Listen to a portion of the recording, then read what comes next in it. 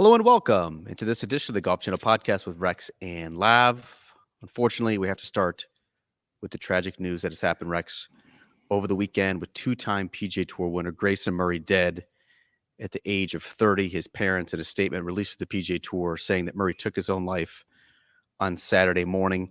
Just an unbelievably sad story. Here's a player in Grayson Murray who won the Sony Open in January for his second PGA Tour title, was up to 58th in the world, was having his best season as a pro. He just made the cut in his two prior appearances at the major championships this year. He was exempt into next month's U.S. Open. He was sober for nearly a year, engaged to be married in late April. And Rex, the circumstances are still unknown, but Grayson Murray was one shot off the cut line this week when he pulled out of the Charles Schwab Challenge with 2 holes to play with what the tour cited as an illness. And now the news has come out on Sunday morning that Grayson Murray died by suicide. What is your reaction to this impossibly tragic story? I mean, it was so sad. And I'm going to actually clear the floor here because you knew him much better than I did. I went back and read the feature you did about 3 years ago now that you 6 wrote? or 7.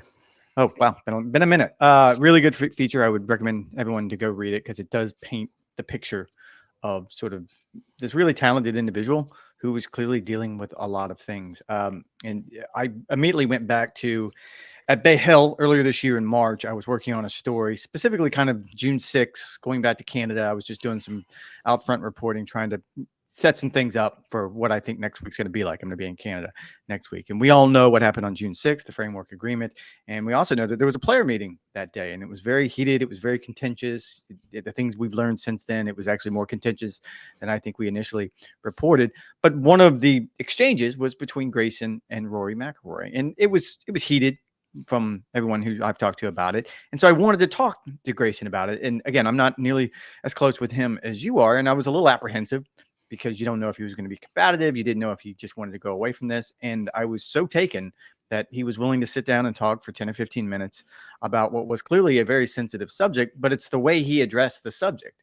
He no longer was coming at it from a player's point of view. He was very much looking at it from someone who he was on the Player Advisory Council. He was more or less involved with the process now of what the tour is going to look like going forward.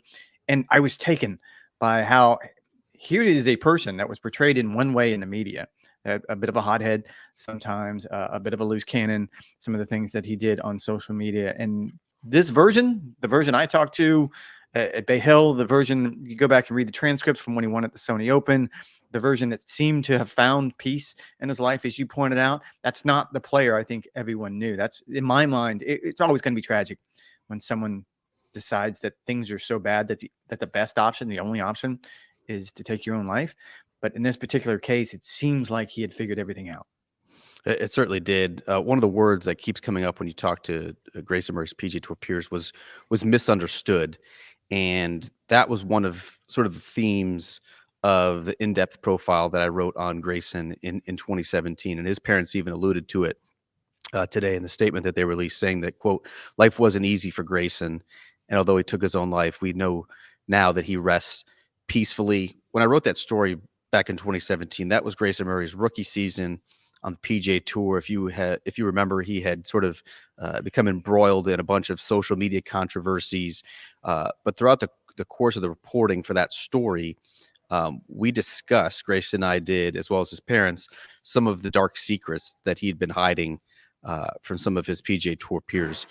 Essentially, he was dealing for the past decade plus with depression and social anxiety, which, if you don't know what social anxiety is, it's the fear of being judged and evaluated negatively by other people. That can lead to stuff like inadequacy, inferiority, embarrassment, humiliation, depression, all of which Grayson Murray has said openly that he has battled over the past decade or so. So that story sort of helped explain some of Grayson's behavior as a junior. It explained some of his behavior as a college player when he went to 3 colleges in just a handful of years. It explained why he had such a negative reaction, Grayson Murray did, to the concussion that he suffered in 2014 that sent him into a dark spiral and led to him being hospitalized for 10 days at a trauma center. So rereading that story now, Rex, as you did on Saturday, I mean, it was so foreboding. And it was amazing that he was able to accomplish what he did given some of the demons that he was battling. I mean, it is. And one of the things I wrote the story today about the statement that the parents sent out, and you're right, it was very poignant. But one of the things I did is I went back and just reread the transcript from when he won at the Sony Open, and he was kind of asked specifically about getting to this point. Now, you've been sober, I think, at that point for 8 months. You've dealt with all of these things. Like, what's that journey been like? And the quote was, and I'm going to read it. I know how much people hate when we read on the podcast, so I'll make this quick. A lot of hard work pays off. It's not easy. I want to give up a lot of times, give up on myself, give up on the game of golf, give up on life at times. Just persevere. And when you get tired of fighting, let someone else fight for you. That, to me, I mean, it was foreboding. It's just such a impossibly sad story. And thinking about that story now, back in 2017, Grayson also had other demons over the past couple of years. He was quite open about how he would self-medicate with alcohol. That when he burst on the PGA Tour at 22, he would play some tournaments either drunk or hungover. That sort of helped with his depression, his anxiety that he was experiencing. But he had been sober, according to Grayson, back in January for at least 8 months. By that point, again, he was engaged to be married in late April. We don't know what triggered the action that he took on Saturday morning, but it's just so sad. And I think you see from either Peter Malnati or Webb Simpson, who were part of the CBS telecast on Saturday, as the outpouring of social media posts showed over the weekend, this has really rocked the PGA Tour community to its core. And so I'll be very curious to see what the PGA Tour continues to do as they honor Grayson's memory as we continue in 2024. I'm glad you brought that up about the CBS telecast yesterday, having those players on. It was very poignant, and it was important to hear from the other players because they were the ones that knew him the best out of this community. It's a traveling circus, but it's a bit of a family. And I tuned in early today, right from the start of the telecast, for the specific reason is I wanted to see how CBS was going to handle this. And I've not been in this particular situation, but I've been on air when you're having to sort of make the transition from something very, very serious and something very, very sad like this back to sports, which, let's be honest, it's a bit of a playground, what we do. Like, I think we take it too seriously sometimes, and it's such an impossible thing to do. And I was kind of curious, like, how is Jim Nantz and the rest of the team going to do it? And I have to admit, I was just filled with pride the way they seem to handle it very well. It was a very light touch. I thought they talked about Harry Higgs, who won for the second consecutive week on the Korn Ferry Tour today.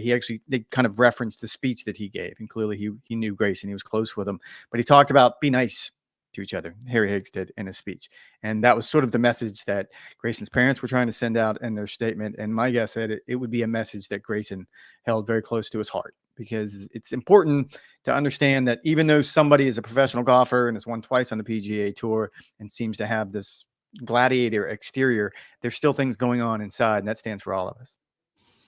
And Grayson had been so open about some of the demons that he was struggling with, and I think that is helpful. I think it's helpful too that his parents came out on Sunday morning, about 24 hours after the fact, to say that Grayson died by suicide, and you get the hotline, and those who are in need of help now have it, if they can take some sort of solace in what the family is dealing with as well. And I think it's an important moment too, Rex, to acknowledge just how prevalent mental health is, and being able to be open and honest with your behaviors, with your feelings, what you're battling. I think Grayson was a prime example of that. And if you see some of the social media clips that have recirculated over the past year, I think a lot of people can find strength from what he was dealing with as well. All right, we will somehow transition now to golf and the tournament that, again, was played per Grayson Murray's parents' wishes. Players wore black and red ribbons on Sunday for the final round. That was a tribute to Grayson and the Carolina Hurricanes, his favorite NHL team, near his hometown of Raleigh, North Carolina. The tournament, Rex, was won by Davis Riley, I think in somewhat surprising fashion, with the golf course, which was redone over the past year at Colonial, completely baked out. They were dealing with 25, 30-mile-an-hour winds.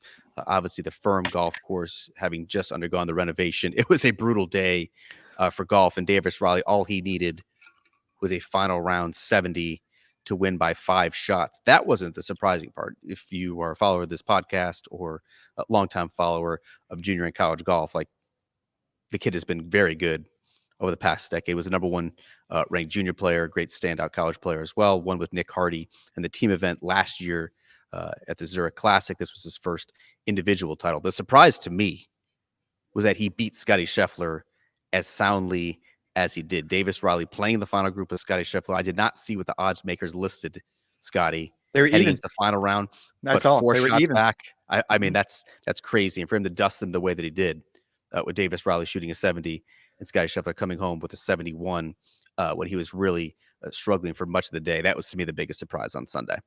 Well, I want to separate those two things out because I do think Davis Riley is interesting and he deserves flowers and all the style points we could possibly give him. Because you're right, you go head to head with the world number 1 on a demanding golf course like that. And I also want to talk a little bit about the golf course. You and I aren't architecture geeks, but I do think it's kind of cool what they did at Colonial, and it shouldn't go unnoticed that 14 under won this week's event and 21 under won last week's event. And last week was a major championship. So there is a lesson probably to be learned there, not so much at Valhalla, but just across golf. I wanted to actually touch on the idea that Scottie Scheffler didn't make a birdie until the 13th hole.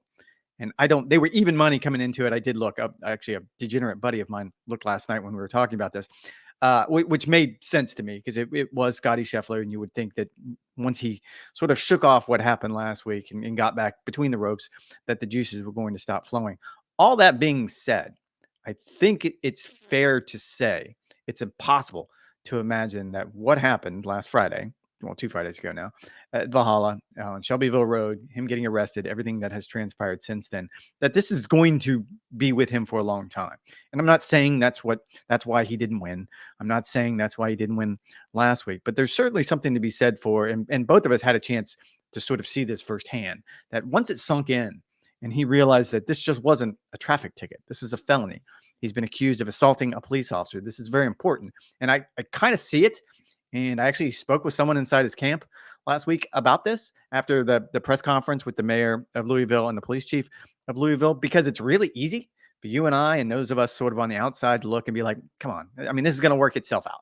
Like, there's no way what the police report says happened, not with that guy. Like, it's really, really hard to wrap your mind around it. But the fact of the matter is, it's still ongoing and it's still hanging over his head.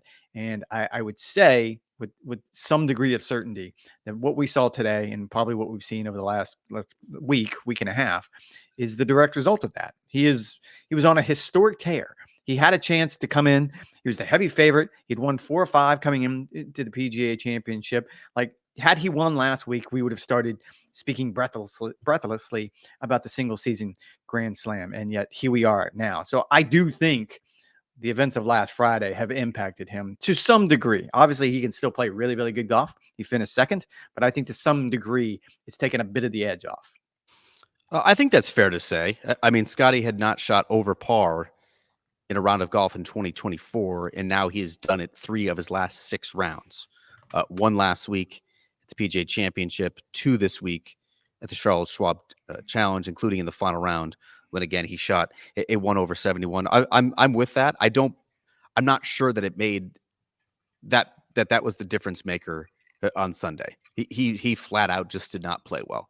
Hit half of the fairways, hit half the greens, didn't really make any of those sort of like momentum saving putts that he has wanted to do over these past 5 months. I think this was more a tribute to the difficulty of the golf course, the firmness of the golf course, and particularly when you're getting these crosswinds. Like, he could not find enough fairways to get that spark. And again, he began the final round 4 shots back. It was going to take something in the mid to high 60s in order to chase down Davis Riley, assuming that he was going to get some help from a player who's largely inexperienced. And the fact that he was unable to put that pressure on him early, finding the rough, having to hit sort of these knuckleball shots out of the thick Bermuda rough to very firm greens that weren't going to hold.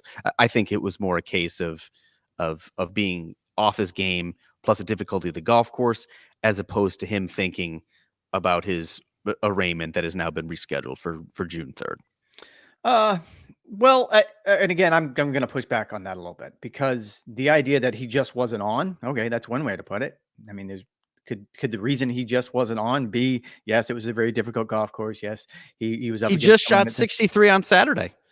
Well, and again, he shot 66 on Friday after he got out of the Department of Corrections in Louisville. So clearly he has the ability to compartmentalize. But I think it would be almost unhuman of him not to let this in the back of his mind. Like he's not that good at compartmentalizing. Nobody is that good at compartmentalizing. And in the quiet moments when you're walking down a fairway waiting to get to your next shot, it's going to creep into your mind. It's only human. It's only natural for those things to be hanging over his head. And for him to be the person, look, we wouldn't be having this conversation if it would have happened to, and I'm not even going to name other players, but if it was another player, I can probably tell you that, yeah, they're going to dismiss it because they know that nothing's going to come of this and they're going to be fine. I think because of the person Scottie is and because of the reason that we all think that, I don't think that's the way it went down on that dark road that morning. That's going to be the part that makes it difficult for him. I certainly see your point in the fact that he did not have. Can we clip that with me wrinkling my nose and everything and doing them? Yeah, we probably should. Yeah. That one can go viral. For 4 months did not shoot over par. Now 3 of his last 6 rounds has been over par, and they have all been after the incident. I totally get that. And in tournament golf, there's a lot of idle time where your mind can go a whole lot of places. Keep in mind, he just had a kid less than a month ago. Sure. He's dealing with all of that.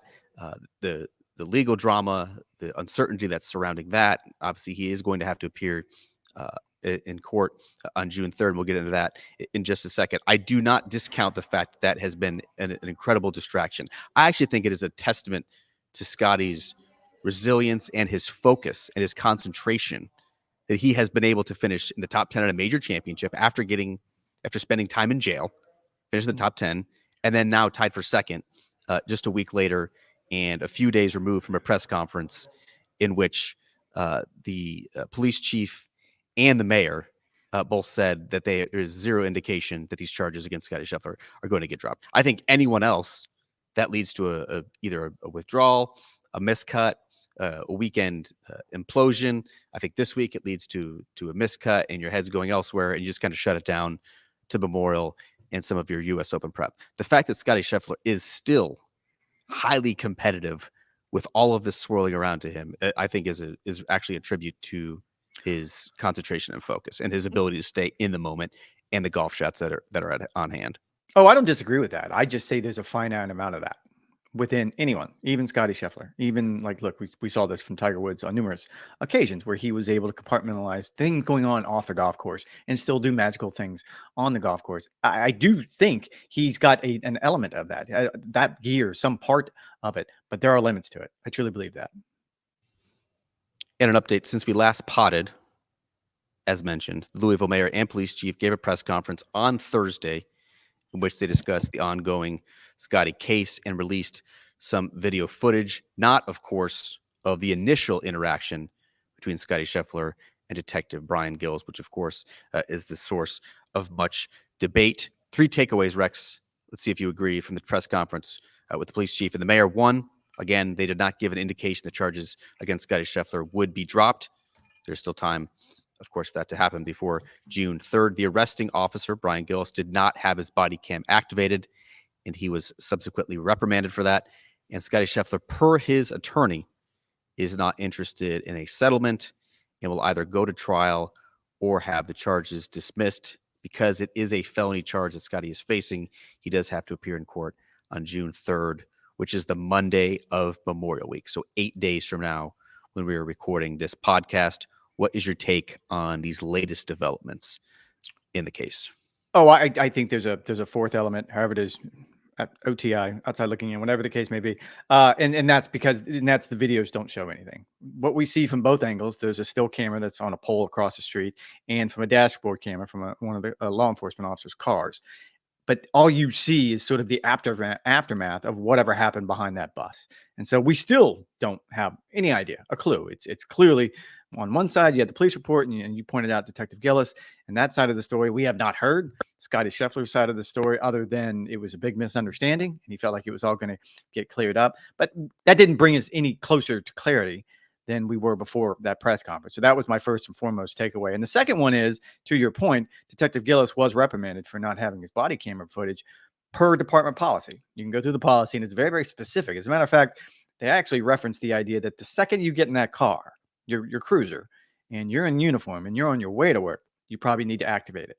And even though in this particular case, it's easy to dismiss, okay, he's just directing traffic, you probably didn't need to have it on. The second it turned into not about directing traffic, but chasing after someone to arrest them, we still don't have a very good understanding of why he never activated his body cam footage. The pants, per his statement, were damaged beyond repair, $80 pants, roughly. I mean, what case do you have if there is no body cam footage or no dash cam footage of the initial interaction, which again is a source of much debate of what actually happened? Because right now it's a he said. Scottie Scheffler said it was a big misunderstanding, and he was just trying to get to the gym to work out ahead of his tee time. Detective Brian Gillis said that he was, per the incident report, was dragged 10 or 20 yards until Scottie Scheffler stopped accelerating forward. What case do they possibly have if we do not have video evidence of the initial interaction?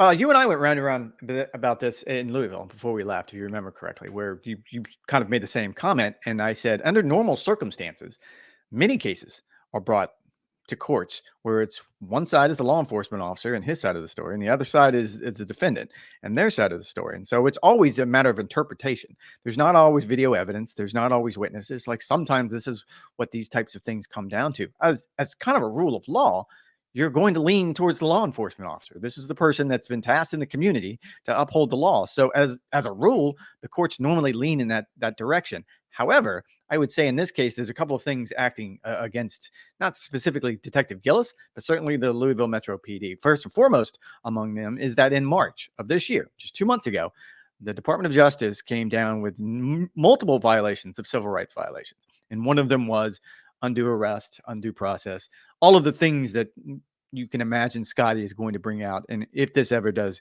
go to court. So already the department's got a strike against it. And I don't want to try this case in public, but I can understand where his lawyer, Stephen Romines, is coming from when it's like, we're not settling. Like, we're not going to do this. This is outrageous. This is a department that's already found itself in trouble for multiple reasons, being a little over aggressive, arrests that weren't quite above board, whatever the case may be. And now you have the world number one, who, according to multiple reports that I read, had been told to do one thing by one law enforcement officer. And then when he ran across Detective Gillis, everything unraveled. It's behind the bus. We can't see it. So it's not quite clear cut. And I don't know. I would imagine that we never see this get to trial. But if it does, it would be an interesting argument on both sides. Should be a busy week in the world of golf this week, Rex. The U.S. Women's Open at Lancaster Country Club. The Men's NCAA Championship gets started, at least on Golf Channel. It's already been underway for a couple of days now. This is the first NCAAs I've missed. I was about to say since 2010. So it has been a long time. And you were heading up for the RBC Canadian Open in a new spot. It has always been the prelude to the U.S. Open, a different spot on the schedule. It does not sync up perfectly with June 6th of last year, which is when the golf world blew up. But what are you anticipating as Rory McIlroy, Nick Taylor and company head north of the border for the Canadian Open this week? I mean, we're going to revisit it. You're right. It doesn't sync up perfectly. But as I pointed out, I mean, that was such a big and pivotal day in golf, just the announcement itself and then the player meeting that followed and all of the fallout and everything that's happened since then. And sort of swept under the rug of everything else that's happened over the last 7 days or so. It seems to me things are moving along at a different clip when it comes to the negotiations between the Public Investment Fund and the PGA Tour. There was an emergency board meeting last week. I believe it was on Tuesday. The PAC met last week at Colonial as well. Commissioner Jay Monahan was on property multiple times. He flew back actually on Saturday. He was meeting with players from what I've been told. He was meeting with agents. There's a lot of whispering going on. So I guess the best thing to say is it's happening. Whatever it is, it's happening. What does that mean? What does that possibly mean? What does that possibly mean? My understanding, and look, this is going to play out one way or the other. However, my understanding is that the PGA Tour has sent a proposal of what they think the world of golf would look like if you find a way to get the PIF invested in PGA Tour Enterprise. And of course, that would bring Live Golf in. So whatever that option is, and I can only imagine, we can sit here and go through all the different options. I can only imagine what that looks like. They haven't heard back for quite a while from the Public Investment Fund. So my guess is they received some sort of feedback from the PIF about maybe they want to do this and maybe there's some non-starters, whatever the case may be. Depending on who you ask, I mean, again, Jordan Spieth has kind of become the outspoken spokesperson of the PGA Tour Policy Board. If you ask him, things are moving along perfectly. Everything's great.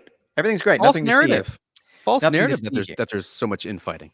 And yet Jimmy Dunn retired less than 2 weeks ago. Now he was instrumental. He was the architect of the framework agreement. He stepped down from the policy board last weekend under the cover of darkness, and no one reported it. Mark Flaherty stepped down from the PGA Tour policy board. No, that's right. Someone did report it. It was me, but you apparently weren't paying attention. You were too busy writing Under the radar. Under the radar. Yeah, no, it wasn't. It wasn't. It was above the radar. It was right on top of the radar. That's the way it worked out. But yeah, so whatever that means, and that's some terrible reporting. That's some really bad insider stuff right there. Something's happening, but that's the best I got right now. Thankfully, you'll be our man on the ground at the RBC Canadian Open. Of course, we will do the podcast on Wednesday. Where are you going to be? You're still going to be in that rustic lodge, wherever it is you are right now? I will be home. My wife is heading on a bachelorette party in Jackson Hole, so I will be hunkered down with my 2 children without any assistance. Pray for Lav. Most certainly. Typically, at this point of the podcast, Rex, we do something silly. I do not feel that is appropriate, given the news that we had this weekend. So I will sign off with one final message. Hug your loved ones. Check in with those who are dealing with life. You don't know what sort of message you can leave with them and what sort of impact you can have. All right. That is going to do it for this edition of the Golf Channel podcast with Rex and Lav. You guys know the drill. NBCSports.com/golf for all the latest news, notes, and updates on the developing story that we have been covering over the past 48 hours. Rex and I will be back on Wednesday. He in Canada, me in Ponte Vedra. Until then, be well. Be kind.